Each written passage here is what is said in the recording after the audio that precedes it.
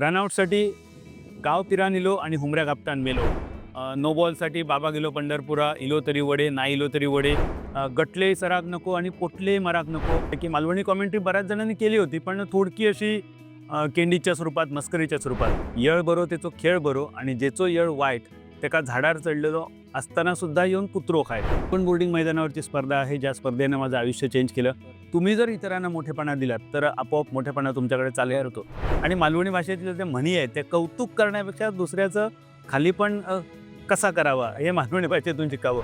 तुमचे कॉमेंट्रीमध्ये प्रेरणास्रोत कोण आहे? बाबूजींनी ही मालवणी भाषा सासा समुद्रापार पोहोचवली, कारण त्यापूर्वी मालवणी भाषा बोलाक सुद्धा आम्ही मालवणी लोक सुद्धा लाजावतो. IPL साठी सुद्धा माझं ऑडिशन झालं होतं मालवणी मराठी कॉमेंट्रीसाठी. कॉमेंट्री करूच्या आधी तुम्ही क्रिकेट खेळायचा की डायरेक्ट कॉमेंट्री? ह्यो जो काय माझा रंग बदललो ना, ह्यो क्रिकेट खेळल्यामुळेच असतो.